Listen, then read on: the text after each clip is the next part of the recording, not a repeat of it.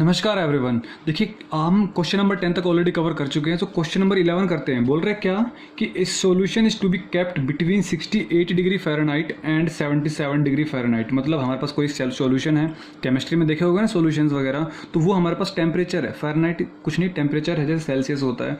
बोल रहा है what is the range in the temperature in degree Celsius if the Celsius और Fahrenheit conversion formula is given by this. तो हमारे पास एक फार्मूला गिवन है, F is equals to 9/5C + 32।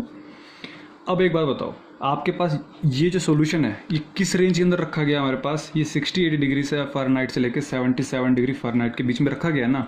तो हमारे पास क्या मैं कह दूं कि जो 68 डिग्री फ़ारेनहाइट से लेके इससे ज़्यादा होना चाहिए और 77 डिग्री फ़ारेनहाइट से हमारे पास कम होना चाहिए। कौन? सॉल्यूशन कौन है हमारे पास? ये उसका टेम्परेचर अभी हमारे पास कितना है? 9/5C + 32। समझ में आई मेरी बात? ये सॉल्यूशन है। सॉल्यूशन को इतने टेम्परेचर के बीच में हमने रखा है, लेकिन क्या इक्वल टू साइन आएगा? इक्वल टू नहीं आएगा, क्योंकि उसने कहा है कि इसके बीच में। तो इसके बीच में तो हमारे पास 68.1 होगा, लेकिन 68 नहीं होगा, 77 नहीं होगा, 76.99 हो सकता है। तो इससे कम, इससे ज़्यादा। ठीक है, तो अब हम क्या सोल्व कर देंगे? तो 68 डिग्री फ़ारेनहाइट को क्या मैं कह दूं कि 95। अब 68 तो हमारे पास एक जनरली एक वैल्यू है। क्या है हमारे पास? एक जनरल एक वैल्यू है। तो 9/5C + 32 और 77। देखो हम क्वेश्चन 10 कर चुके हैं। अब दो तरीक़ों से कर सकते हो, या तो आप इन दोनों के इसका पेयर अलग बनाओ, इसका पेयर अलग बनाओ, या फिर हमारे पास इसी को डायरेक्ट सोल्व कर दो। ठीक है ना, क्वेश्चन 10 तक आप कवर कर चुके हैं। देखो पहले +32 है, तो मैं क्या कह दूँ? -32 -32 कर दे। अगर -32 -32 कर देंगे तो ये कट जाएगा और यहाँ पे -32 हो जाएगा। या फिर मैंने आपको इसका इजी ट्रिक बता रखा है कि 32 को आप इधर ले आओ, तो 68, ये 32 इधर आ गया तो -32 हो गया, और ये 9/5C बचा। ठीक है, लेस देन 77। देखो जब मैंने इन दोनों को उठाया तो ये 32 किधर जाएगा? उधर जाएगा, -32 बन जाएगा। तो 68 में से 32 गया तो 8 में से 2 गया 6, 6 में से 3 गया 3। ठीक है, 9/, अब क्वेश्चन हटा देता हूँ मैं, क्वेश्चन तो क्योंकि कुछ काम बचा ही नहीं क्वेश्चन का। तो 9/5C, और इसमें से गया तो 7 में से 2 गया 5, 7 में से 3 गया 4, 5 है। मुझे क्या करना पड़ेगा? 5 से मल्टीप्लाई करना पड़ेगा पूरी इक्वेशन को। सो हम लिख देंगे यहाँ पे क्या कि मल्टीप्लाई बाई 5। तो 36 को क्या करेंगे हम? 5 से मल्टीप्लाई। 9/5C इसको क्या करेंगे? 5 से मल्टीप्लाई। और 45 को क्या करेंगे हम? 5 से मल्टीप्लाई, क्योंकि 5 से 5 तो कट जाएगा, हमें तो C की वैल्यू चाहिए थी। तो 36 तो कितना हो जाएगा? 150 और मतलब कि 180, ये बचा 9C, और 45 5 जा 225। हमें चाहिए C की वैल्यू। उसने बोला है कि find the what is the range in the temperature in degree Celsius. तो सेल्सियस की रेंज हमने क्या करनी है? 9 से। अब हमें क्या कर देंगे? इसको डिवाइड कर देंगे। सो मैं लिख देता हूँ यहाँ पे divide by 9। So can I say that जब डिवाइड बाई 9 करेंगे तो 180 को डिवाइड बाई 9 किया, 180 को डिवाइड बाई 9 किया, और 9C को 9 से डिवाइड किया, और 225 को डिवाइड बाई 9 किया, तो कितना आ गया? 9 2 ज़ा, और ये हमारे पास डिग्री सेल्सियस हो गया, और ये कुछ कटेगा, 5 2 7 और 2 9, 3 से कट जाएगा, 3 3 ज़ा, 3 7 जा, 1 और 5, 3 5 ज़ा, 3 फिर 3 से कट जा रहा है, 3 1 जा, और ये हमारे पास 25। मतलब ये आ गया हमारे पास 20 से 25। मतलब जो डिग्री सेल्सियस होगा ना हमारे पास, वो 20 डिग्री से 25 डिग्री के बीच में रेंज में होगा सॉल्यूशन का टेम्परेचर। अगर फ़ारेनहाइट में होता तो हमारे पास 68 से 77 के बीच में था, लेकिन अगर सेल्सियस में होगा, डिग्री सेल्सियस में, तो वो 20 से 25 डिग्री के बीच में हमारे पास क्या होगा? सॉल्यूशन होगा। सो सॉल्यूशन रेंज, हमसे ये तो बोला गया है कि what is the solution range. Solution range क्या हो जाएगा हमारे पास? 20 डिग्री से लेके 20 डिग्री सेल्सियस से लेके 25 डिग्री सेल्सियस तक। समझ आया? This is your question number 11। ठीक है, आप वीडियो को पॉज करें, नोट डाउन करें। देखिए 12th क्वेश्चन को आप 5 स्टार दे दीजिए, क्योंकि ये क्वेश्चन बहुत ही प्यारा क्वेश्चन है, इसको ढंग से समझना है। ठीक है, समझ में आएगा पूरी, ये मेरी गारंटी है। देखो 12th क्वेश्चन क्या कह रहा है? बोल रहा है a solution of 8% boric acid is to be diluted. 8% boric acid, तो हम पहले स्टेटमेंट वाइज पढ़ते रहेंगे और डायग्राम बनाते रहेंगे। तो मतलब क्या है कि आपके पास सपोज कोई एक बीकर है, केमिस्ट्री लैब में तो गए ही होंगे। तो इसके अंदर कोई सॉल्यूशन है, उसके अंदर 8% बोरिक एसिड है। अगर मैं एग्जांपल देने समझाना चाहूँ, सपोज करो हमारे पास ये दूध है, 100 लीटर दूध है, उसमें से 8% मैंने कहा पानी है, तो 8 लीटर क्या हो गया, पानी हो गया। 100 लीटर दूध में 8 लीटर पानी, बाकी क्या बचा हमारे पास 92, वो दूध हो गया। ऐसे ही सॉल्यूशन की जगह ले ली दूध ने, और जो बोरिक एसिड उसकी जगह ले ली पानी ने। इस तरीके से एग्जाम्पल दिया है मैंने आपको जस्ट एक, ठीक है। A solution of 8% boric acid is to be diluted by adding a 2% boric acid. तो अब जो दूसरा बीकर है उसके अंदर हमारे पास बोल रहा है कि 2% बोरिक एसिड है, ठीक है।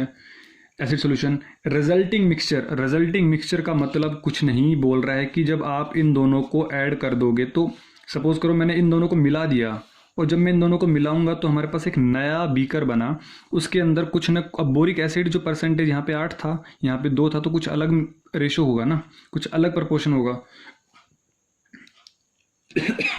सॉरी। सो इसका मतलब क्या हुआ, the resulting mixture is to be more than 4%। ये जो बोरिक एसिड यहाँ पे नया निकल के आएगा, बोल रहे कि ये हमारे पास 4% से तो ज़्यादा होना चाहिए, और लेस देन 6%, और 6% से हमारे पास कम होना चाहिए। इसके अंदर जो आएगा समझेंगे अभी। If we have 640 litres of the 8% solution, जो 8% सोल्यूशन था, समझ पा रहे हो, जिस बीकर के अंदर 8% बोरिक एसिड था, उसके अंदर जो सॉल्यूशन है वो हमारे पास 640 लीटर है। And how many litres of 2% solution will have, बोल रहा है जो 2% जिसके अंदर बोरिक एसिड था ना, उसके अंदर कितना सॉल्यूशन है, हमें ये पता करना है। इसको हमने क्या मान लिया, x मान लिया, ठीक है। तो पहले चीज़ तो मैं मान लेता हूँ लेट द सॉल्यूशन, जो देखो ये चीज़ें तो बाद में समझाने वाली नहीं। Let solution in 2% boric acid beaker, जिसके अंदर 2% boric acid, B means boric acid, यहाँ पे हमने क्या मान लिया, x लीटर, ठीक है। अब सुनो मेरी बात, जब हमने इसके अंदर कितना लीटर है 640, इसके अंदर कितना लीटर है x, जब दोनों को ऐड करेंगे तो 640 प्लस x लीटर हो जाएगा या नहीं हो जाएगा, बोलो हाँ या ना। भी मैंने कहा इसके अंदर 640 लीटर पानी है, इसके अंदर 10 लीटर पानी है, तो दोनों को 650 हो जाएगा। तो वही बात है, दोनों को ऐड करने पे ही हो जाएगा। अब क्वेश्चन को ध्यान से पढ़ना है, समझना है मेरी बात। 4% बोरिक एसिड, अब 4% किसका 4%, इसके अंदर जितना सॉल्यूशन है, सॉल्यूशन कितना हमारे पास, इतना है। तो इसका मतलब क्या हुआ, 4% ऑफ 640 प्लस में x लीटर का। भाई चलो क्वेश्चन हटा देता हूँ, क्वेश्चन का कुछ काम नहीं, समझो मेरी बात का मतलब। 4% हमारे पास बोरिक एसिड, किसका 4%, इसके अंदर जितना बोरिक एसिड होगा, उस सॉल्यूशन होगा उसका 4%। तो इसके अंदर कितना हमारे पास, ये जो सॉल्यूशन है अभी हमारे पास कितना है, 640 प्लस x, क्योंकि दोनों को ऐड करने पे ये मिला, तो इसका 4% ये हो गया। ग्रेटर देन, इसके अंदर जो खुद का बोरिक एसिड होगा एक्चुअली में वो कितना होगा, 8% बोरिक एसिड ये रहा, 2% बोरिक एसिड ये रहा, लेकिन 8% बोरिक एसिड डाला किसका डाला, 640 का। पता नहीं समझ पा रहे हो भाई, 8% तो 640 का डाला इतना, और 2% हमारे पास इसका होगा, तो 8% ऑफ 640 प्लस 2% ये भी तो डाला है, 2% बोरिक एसिड कितने का, x का, तो 2% ऑफ x लेस देन, क्या मैं कह दूं कि 6%, लेकिन 6% क्या, 6% हमारे पास ये बोरिक एसिड होगा, ये बोरिक एसिड होगा, और बोरिक एसिड हमारे पास कितना होगा सॉल्यूशन का, इस पूरे सॉल्यूशन का 6%, मतलब क्या हुआ कि 6% ऑफ 640 प्लस में x। इस इक्वेशन को हमें क्या करना होगा, सोल्व करना होगा। अब समझते हैं, देखो अब सिंप्लीफाई तो हो जाएगा, समझ में आएगी ना मेरी बात। तो 4% मतलब 4/100, 640 प्लस में x, ये तो मल्टीप्लाई में है, लेस देन दिस वन। 8% मतलब 8/100 मल्टीप्लाई बाई 640 हो गया, plus 2% means 2/100 multiply by x हो गया, 6% मतलब 6/100 मल्टीप्लाई बाई 640 प्लस में x हो गया। समझ में आ गया, क्वेश्चन समझ में आ गया ना। देखो ये स्टेटमेंट समझ में आ गई तो I think you are genius. So 100, अब मुझे देखो, मुझे क्लियरली दिख रहा है 100, तो मुझे इसको मल्टीप्लाई बाई 100 करना पड़ेगा। जैसे ही मल्टीप्लाई बाई 100 करूँगा तो ये 100 से 100 कट जाएगा। पता नहीं समझ में आया नहीं समझ में आया। 4/100 इंटू में 640 प्लस में x मल्टीप्लाई बाई 100, क्योंकि इस पूरे पार्ट को भी 100 से मल्टीप्लाई किया जाएगा। ये हमारे पास पूरी एक टर्म है। जब 100 से मल्टीप्लाई करूँगा तो इससे मल्टीप्लाई होगा, इससे मल्टीप्लाई होगा, तो it means what 8/100 multiply by 640 multiply by 100 plus 2/100 multiply by x multiply by 100। इसको भी कर देते हैं, तो मैं डायरेक्ट मल्टीप्लाई करूँगा 100 से 100 काट दूँ मैं। चलो यहाँ पे लिख ही देता हूँ, थोड़ा स्पेस कंजेस्टेड ना हो जाए, तो इस तरीके से लिख रहा हूँ। तो ये 100 से 100 हमारे पास कैंसिल आउट हो गया। अब देखते हैं, ये 100 से ये 100 का कैंसिल आउट हो गया, ये 100 से ये 100, ये 100 से ये 100। क्वेश्चन क्या बचा हमारे पास? क्वेश्चन बचा सिंपल, मैं यहाँ पे लिखता हूँ। सो देयरफॉर 4 इंटू में 640 प्लस में x, 640 प्लस में x लेस देन 8 बचा यहाँ पे इंटू में 640 प्लस 2 इंटू में x, तो 2x लेस देन 6 इंटू में 640 प्लस में x। इसको हमें सिंप्लीफाई करना है और हमें x की वैल्यू फाइंड आउट करनी है और क्वेश्चन हमारा खत्म हो जाएगा। तो चलो सोल्व करते हैं हम। 6 को करो इससे, 6 चौक 24, 4 चौक 16, तो मीन्स 2560। 8 को इससे करो, 8 6 जा 48 और 8 4 जा 320, तो 48 प्लस 320 मीन्स 5120। मतलब 600 को गुना किया 8 से तो 4800 हो गया, 40 को गुना किया 8 से तो 320, तो 4800 और 320 5120 प्लस में 2x और 6 को मल्टीप्लाई करेंगे इससे, तो 6 6 से 36, तो 3600 हो गया, 6 चौक 24, तो 3600 प्लस 240 3740 3840 हो गया, ठीक है ना। 3600 3840, यस 3840 प्लस में x।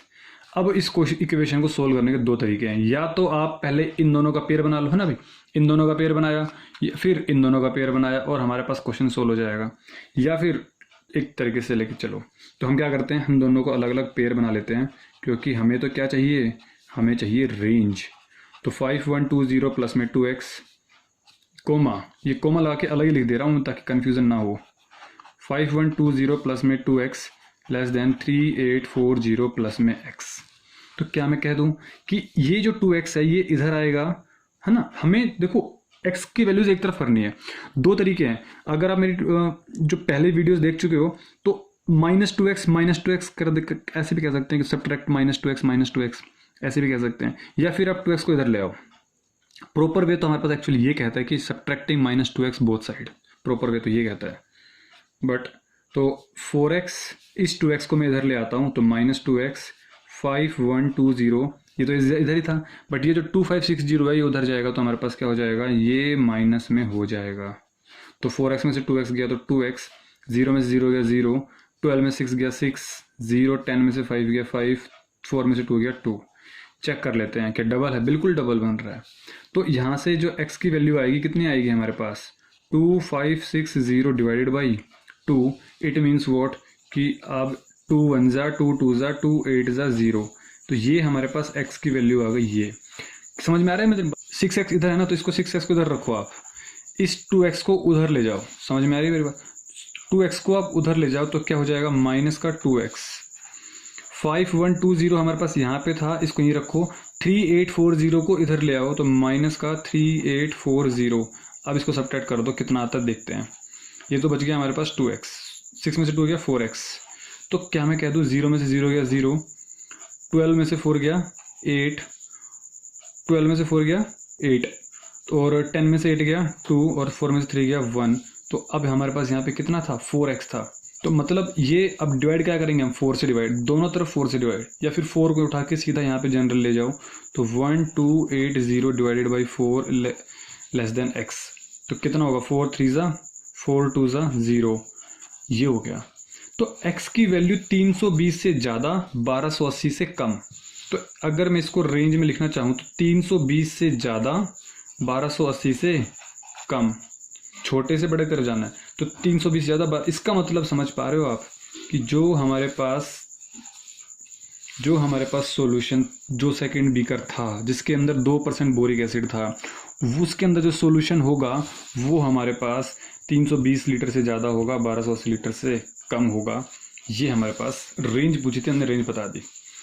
तो इसके अंदर मैं फिर रिपीट कर रहा हूँ, जस्ट एक बार प्लीज़ ध्यान से देना क्योंकि अच्छा क्वेश्चन है। ये जो फंडा है समझ में आना है, वो एक बार रिपीट कर रहा हूँ कि एक्चुअली फंडा क्या था। सॉल्यूशन था, उसके अंदर 8% बोरिक एसिड था, बाकी 92% सॉल्यूशन था। ये जो सॉल्यूशन है इसके अंदर 2% बोरिक एसिड है, बाकी 98% कुछ समथिंग एल्स। ठीक है, तो सॉल्यूशन कितना था हमारे पास, पूरा बीकर जो भरा हुआ था कितना लीटर था उसके अंदर, 640 लीटर। इसके अंदर हमारे पास x लीटर था, हमें नहीं पता था। वो सवाल ये था कि कितने लीटर में सॉल्यूशन मिलाऊं, कितने लीटर में सॉल्यूशन मिलाऊं, ताकि जब इन दोनों को ऐड करने पे मेरे पास जो बोरिक एसिड बने वो बोरिक एसिड हमारे पास 4% से ज़्यादा होना चाहिए, 6% से कम होना चाहिए। ये हमारे पास एग्जैक्ट क्वेश्चन था। समझ में आ गया? होप तो समझ में आ ही गया होगा। ठीक है, नहीं समझ में आया तो प्लीज़ आप वीडियो दोबारा देख लेना, गारंटी समझ में आ जाएगा क्योंकि क्वेश्चन इतना मुश्किल भी नहीं है। तो क्वेश्चन नंबर 13 देखते हैं, बोल रहा है क्या, बोल रहा है question number 13 says how many litres of water will you have to be added, कितना लीटर हम पानी मिलाएं टू 1125 लीटर। तो बोल रहा है 1125 लीटर अगर हमारे पास कोई सॉल्यूशन है, 1125 litre of the 45% solution of acid. बोल रहा है इसके अंदर 45% है ना वो एसिड है। समझ में आ गया? अगर सपोज मैंने कहा कि इसका 45% हमारे पास एसिड है, समझ में आ गई मेरी बात? अब बोल रहे हैं कि इसके अंदर कितना % पानी मिलाऊं। सपोज करो मेरे पास एक बीकर अलग से रखा हुआ है और इसके अंदर हमारे पास क्या है, वाटर है। ये क्या था, सॉल्यूशन था। ये क्या था, सॉल्यूशन में 45% एसिड है। बोल रहा है कितना % में इसके, अब सपोज कितना % में इसके अंदर पानी मिलाऊं, हमें नहीं पता, तो हमने क्या मान लिया कि अभी ये x लीटर है। तो अगर मिलाने के बाद जो हमारे पास नया बीकर आएगा उसके अंदर जो एसिड होगा ना, इसका 25% से ज़्यादा होना चाहिए और लेस देन 30% होना चाहिए। समझ आ गया? क्वेश्चन तो ये कह रहा है कि how much 45% solution of acid so that the resulting mixture means मिलने के बाद will contain more than 25% but less than 30%। तो ये क्वेश्चन बोल रहा है। हमने क्वेश्चन को हटा दिया, अब समझ में आ गया। एक बीकर ये था, एक बीकर ये था, इसमें सॉल्यूशन था, इसमें 45% एसिड था।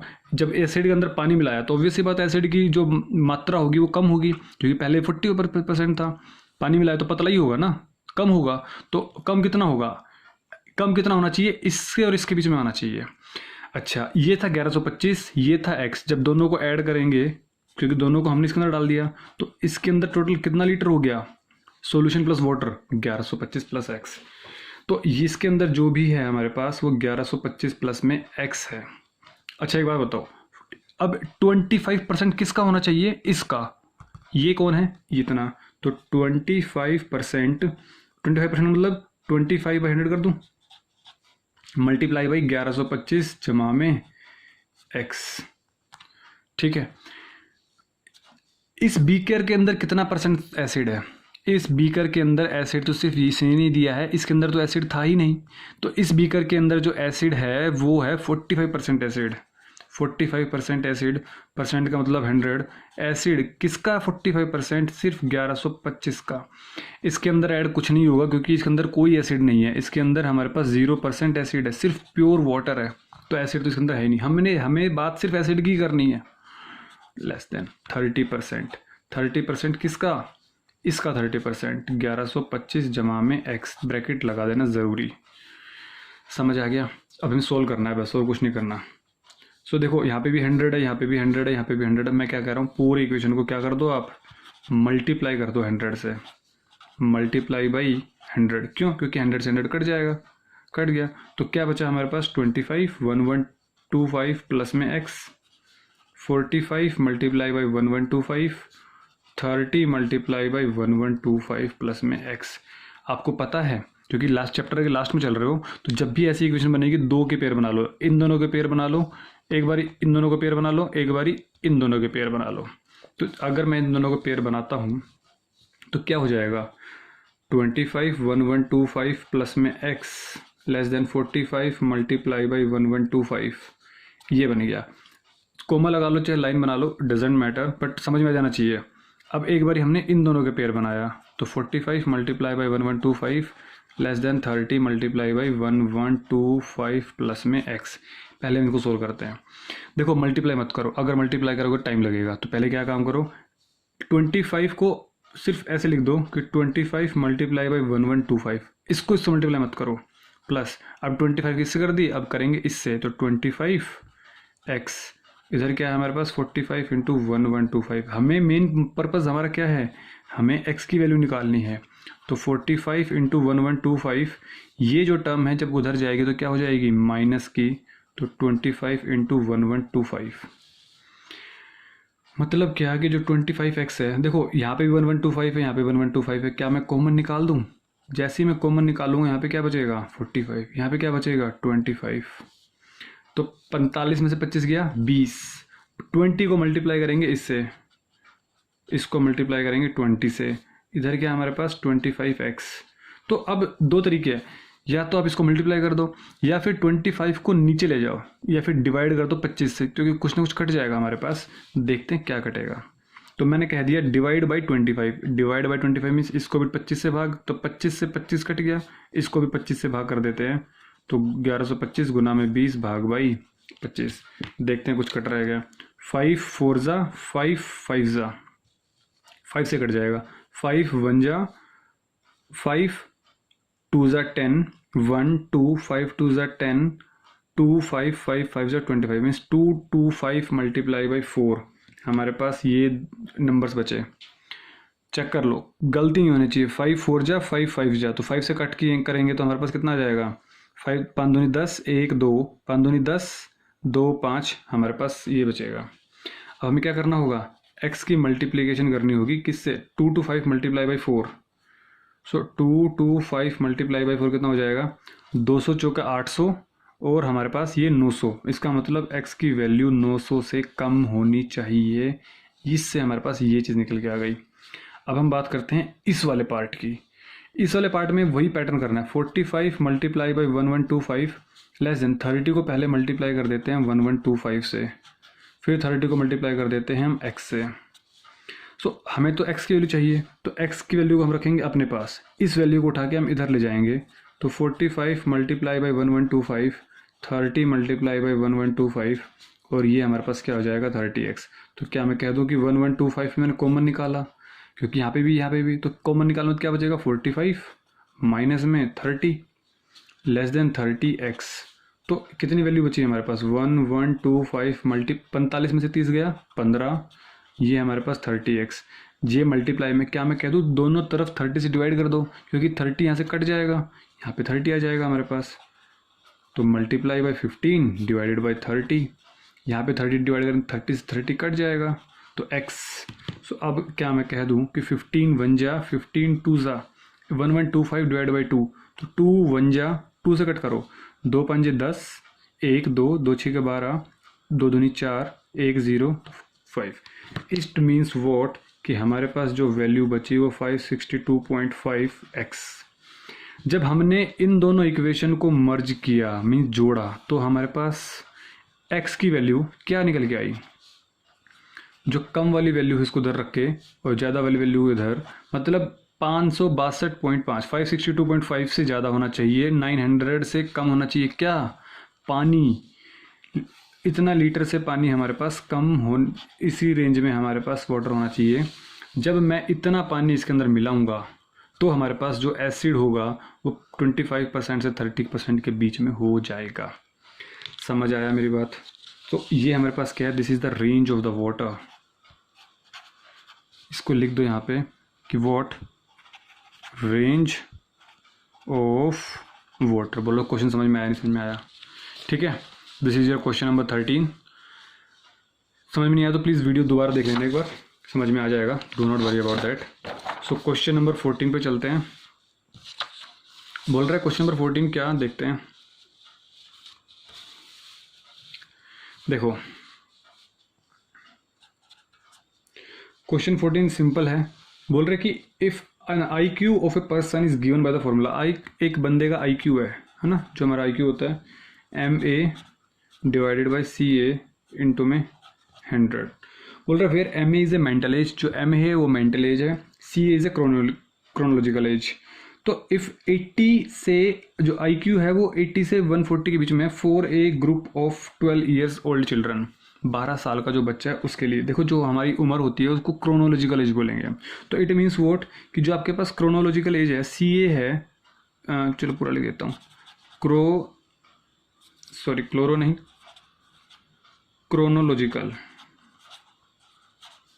क्रोनोलॉजिकल एज हमारे पास जो है वो 12 साल दी हुई है। अब IQ आपके पास गिवन है कि जो IQ है वो 80 से 140 के बीच में है।